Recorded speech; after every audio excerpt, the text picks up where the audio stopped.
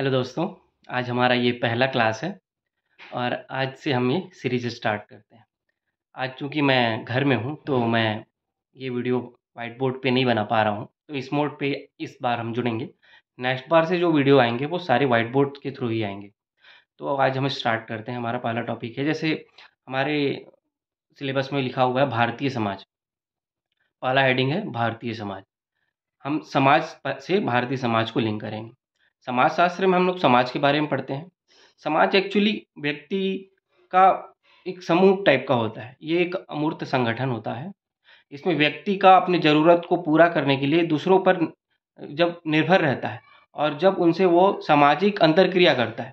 एक व्यक्ति अपनी ज़रूरत को पूरा करने के लिए दूसरे व्यक्ति के साथ सामाजिक अंतरक्रिया करता है और जिसके कारण उसमें उन सब के बीच सामाजिक संबंध स्थापित होता है।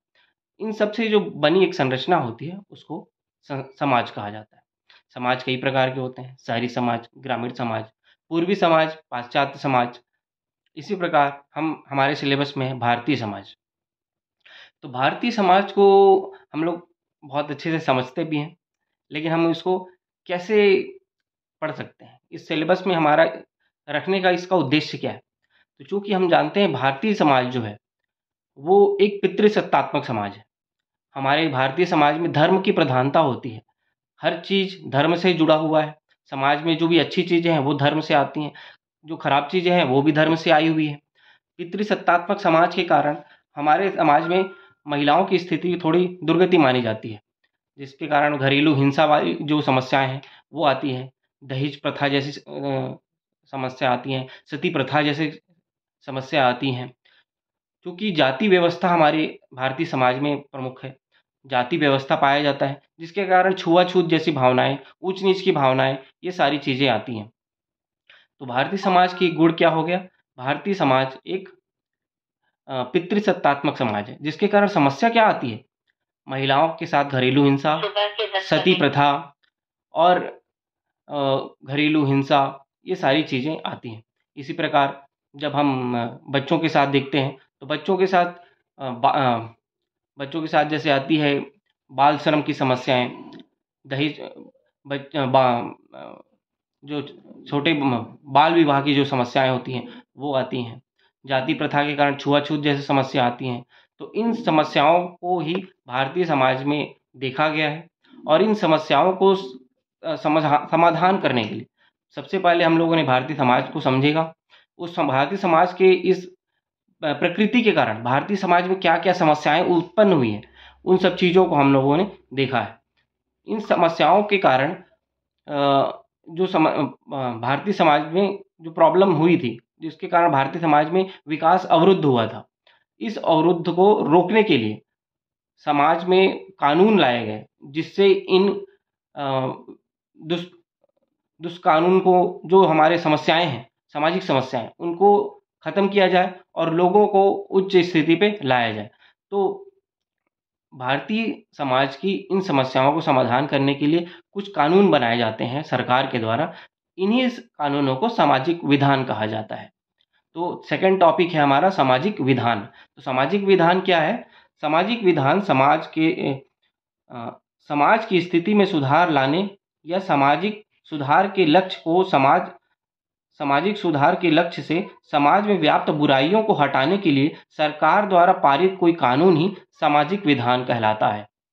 जैसे और इसमें जैसे हम लोगों ने देखा है कि अगर हम प्राचीन समय से जाएँ, कुछ समय अंग्रेज़ों के समय से जाएँ कि सामाजिक विधान कब से लाया जा रहा है। जैसे हम सामाजिक विधान को देखें, इसका उद्देश्य और इसका महत्व, तो देखा जाता है कि सामाजिक विधान के जो प्रभाव होते हैं, वो थोड़े धीरे होते हैं, लेकिन वो स्थायी होते हैं। जैसे हम बात किया जाए, 1829 में सती प्रथा निषेध कानून लाया गया था। आज सती प्रथा का नामो-निशान खत्म हो चुका है। सती प्रथा के इस प्रभाव के कारण सती प्रथा निषेध कानून लाया गया, सती प्रथा खत्म हो गया 1829 में। बाल विवाह निषेध कानून जो 1929 में लाया गया था, जिसे शारदा एक्ट भी कहा जाता है। इसकी हिस्ट्री में जाएँ तो 1872 में ईज ऑफ कंसेंट एक्ट लाया गया था केशव चंद्र सेन की सहायता से, जिसमें महिलाओं के लिए विवाह की उम्र 10 वर्ष निर्धारित की गई थी, जो 1929 के बाल विवाह निषेध कानून, जिसे शारदा एक्ट भी कहा जाता है, इसमें महिलाओं के लिए, बालिकाओं के लिए जो विवाह की उम्र है वो 14 वर्ष और पुरुष के लिए 18 वर्ष कर दिया गया था।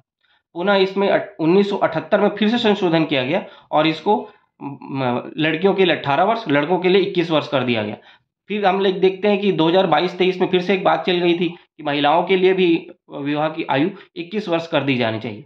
इस तरीके से समाज में जैसी ज़रूरत होती है उस तरीके से समाज में सुधार लाया जाता है और इन सब कानूनों को ही सामाजिक विधान कहा जाता है, जो सामाजिक बुराइयों को खत्म करने के उद्देश्य से लाया जाता है। इसी तरीके से हम लोगों ने देखा कि हमारे समाज में लिंगानुपात घट रहा है, लिंगानुपात की एक समस्या उभर रही है। तो लिंगानुपात को समस्या को के कारण को समझा गया, जिसमें पाया गया कि लिंग चयन की जो समस्या है वो एक भ्रूण हत्या में आती है और जो लिंगानुपात को हटाती है। तो इसके कारण लिंग चयन प्रतिषेध अधिनियम 1994 लाया गया। तो ऐसे एक्ट के कारण एक्ट लाकर समाज में सुधार को लाया जाता है। इसी तरीके से हम लोग और देखेंगे तो हिंदुओं में जो विधवाओं के पुनर्विवाह की बात की गई थी, ईश्वरचंद विद्यासागर ने इस पे बहुत ही मुहिम चलाया था, हम लोग हिस्ट्री में पढ़ते भी हैं ये। तो हिंदुओं में जो विधवाओं को पुनर्विवाह के लिए एक कानून भी लाया गया था, इस कानून को 1856 में लाया गया था।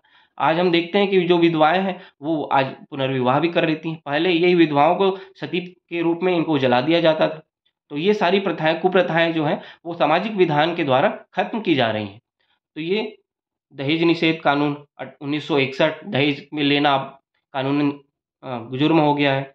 हिंदू उत्तराधिकार अधिनियम 1956, घरेलू हिंसा से संरक्षण अधिनियम 2005, महिलाओं में जो घरेलू हिंसाएं होती हैं उनसे महिलाओं को संरक्षण दिलाने के लिए एक 2005 में एक्ट लाया गया था।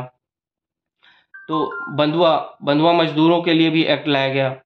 कारखाना अधिनियम लाया गया कि मजदूरों को 8 घंटे से ज़्यादा काम नहीं करना चाहिए, उनकी कार्य की स्थिति कैसी होनी चाहिए, इन सब चीज़ों को देखा गया।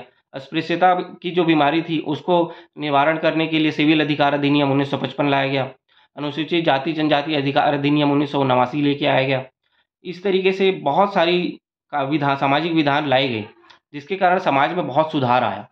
तो आज के हम ये 2 टॉपिक में इस वीडियो में ये देखा, समाज क्या है, भारतीय समाज क्या है, भारतीय समाज के प्रभाव गुण के कारण इसमें क्या क्या समस्याएं आई हुई हैं, इन समस्याओं को देखा हमने। इन समस्याओं को निवारण के लिए सरकार ने सामाजिक विधान क्यों बनाया और इनके प्रभाव कैसे हुए और कौन कौन से सामाजिक विधान लेके आएगा, इन सब चीज़ों को हम लोगों ने इस 2 टॉपिक को इस वीडियो में समझा है। इस सारे टॉपिक जो मैंने बताया है, एक्सप्लेन किया है, वो नोट्स में आपको मिल जाएगा। आपने इसको कॉपी में लिखना है। आपके इसके नेक्स्ट वीडियो में हम लेके आएंगे आईपीसी और सीआरपीसी, और उसके नेक्स्ट में आएगा संविधान में दिया हुआ महिलाओं को संरक्षण अधिनियम। तो इस वीडियो में इतना ही है। Thank you.